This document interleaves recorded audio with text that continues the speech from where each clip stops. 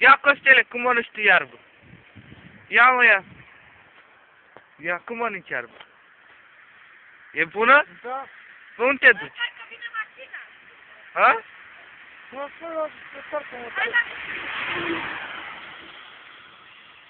Păi de ce mănânci iarbă? Răspundă. Stai așa, mai ai răbdare, nu mai fugi, că nu facem nimica noi, Costele.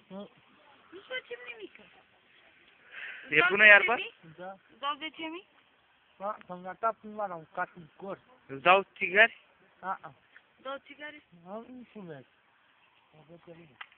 Te vede lumea? Da. Ia, mai mănâncă iarbă, ia. Să-ți mie brichetele. Stai cu noi, că nu facem nimic. Da, dracu, e asta. Ai răbdare, că nu facem nimic, da? Te-am băgat pe net.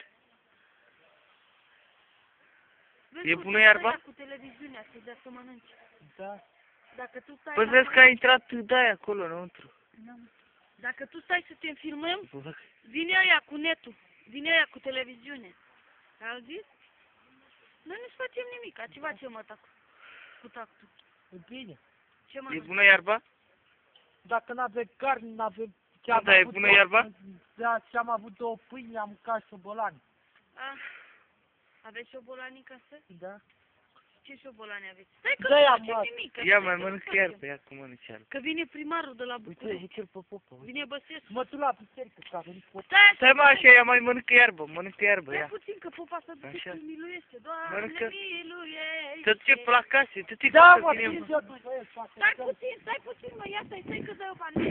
Ia-te. Dă-te la o parte. Ia-te, mă, prostule, ia-te.